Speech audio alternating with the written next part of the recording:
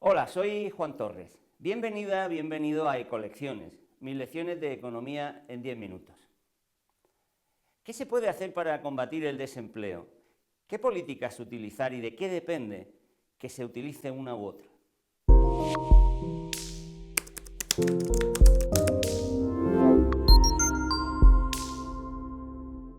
Las políticas económicas que se adopten para alcanzar el pleno empleo o para reducir los niveles existentes de paro dependen, lógicamente, de la comprensión que se realice de las causas que lo motivan y que he tratado de presentarte en las lecciones anteriores.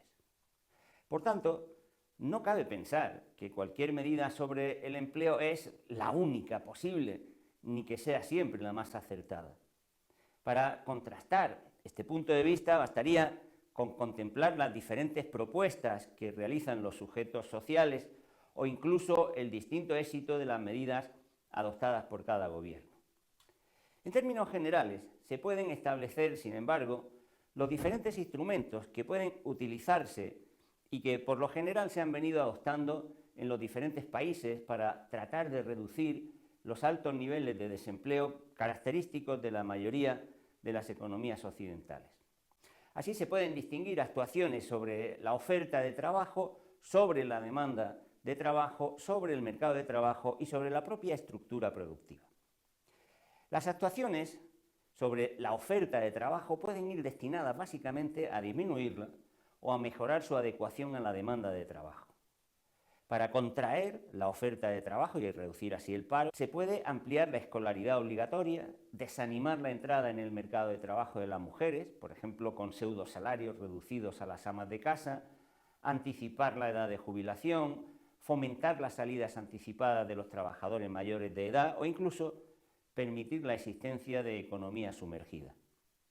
Estas medidas no significan, sin embargo, más que una falsa solución del paro, puesto que no subsanan el problema de la falta de empleos para los individuos en edad de trabajar.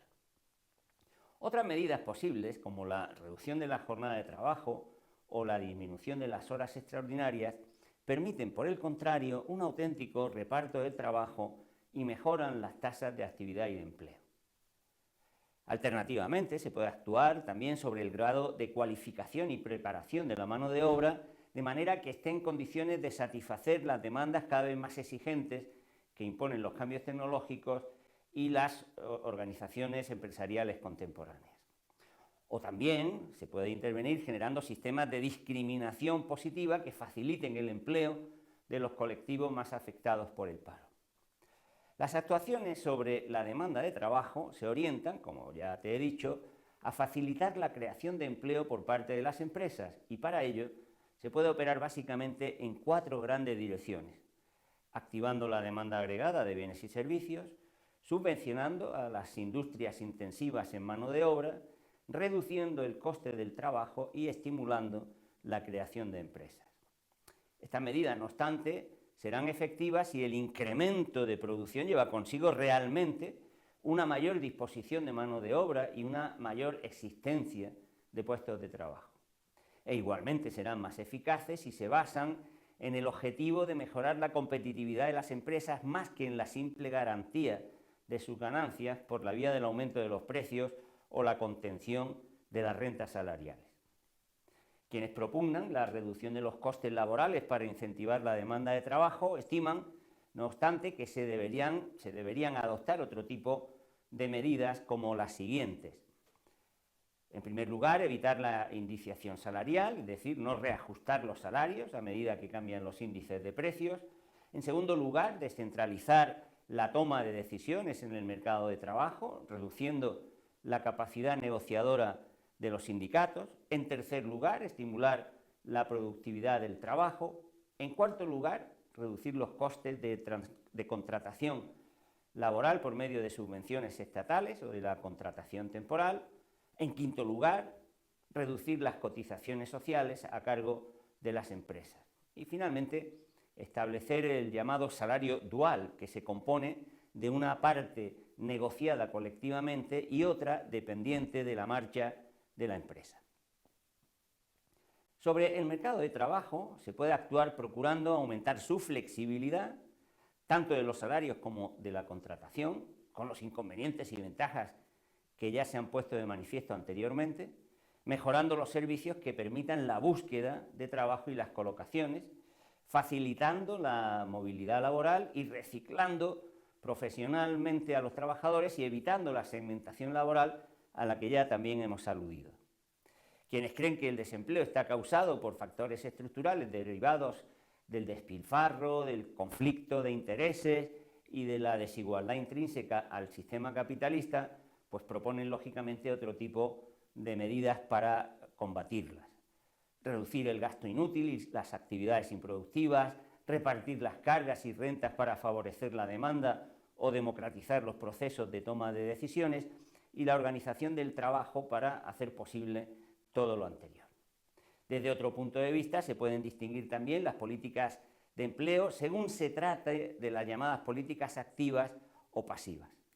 Las políticas activas de empleo son aquellas medidas que actúan directamente sobre el mercado de trabajo, tratando de incentivar y favorecer la creación de empleos. Entre ellas, pues las que se utilizan más generalmente son la creación de servicios públicos de orientación e intermediación laboral, el fomento del empleo a través de incentivos económicos, la realización de programas de formación ocupacional para las personas desempleadas, los programas de promoción directa de empleo y autoempleo, la contratación de duración determinada y a tiempo parcial, las políticas de reparto del trabajo, entre otras.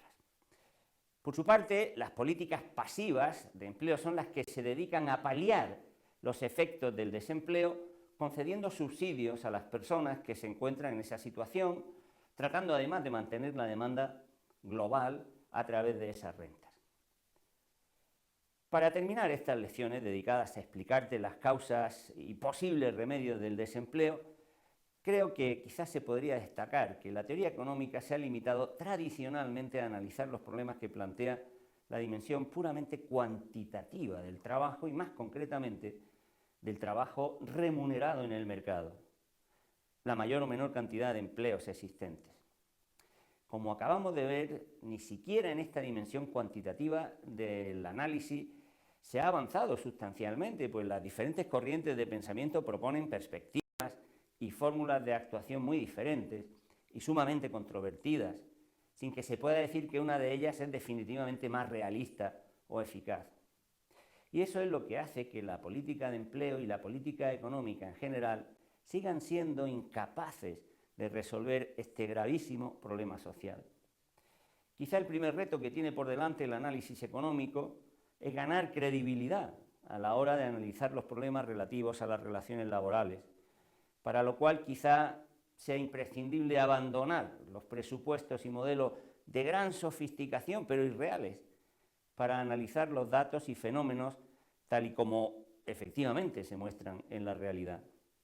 Además, creo yo que hay que tener en cuenta que los objetivos del análisis teórico del trabajo y de la política de empleo no se reducen a contemplar, no pueden reducirse a contemplar la cantidad del empleo existente sin considerar su naturaleza y calidad. Aunque el paro sigue siendo un problema grave en muchos países, lo cierto es que se han creado millones de puestos de trabajo y que las tasas de paro son reducidas o incluso muy cercanas al pleno empleo efectivo en algunas economías. Pero como te he señalado, se trata en su gran mayoría de empleos que no pueden proporcionar ingresos dignos o suficientes para satisfacer mínimamente las necesidades humanas. Las personas que se incorporan al mercado laboral en estos empleos se convierten en lo que se llaman trabajadores pobres, con salarios de miseria y condiciones laborales extraordinariamente degradadas en cuanto a seguridad y protección laboral y social se refiere. Tanto así que la Organización Internacional del Trabajo tuvo que proponer como un objetivo central el crear trabajo decente, obviamente porque se constata que mayoritariamente se crea el que no lo es. Finalmente, la economía tiene por delante un reto fundamental. Es un reduccionismo inaceptable considerar que solo es trabajo y objeto de análisis el que se realiza en los mercados a cambio de algún tipo de remuneración. Es imprescindible, por el contrario, entender que también lo es el que se realiza con carácter voluntario o el doméstico, pues de ambos depende un porcentaje muy considerable de la producción de auténticos bienes o servicios de los que depende el sustento de los seres humanos.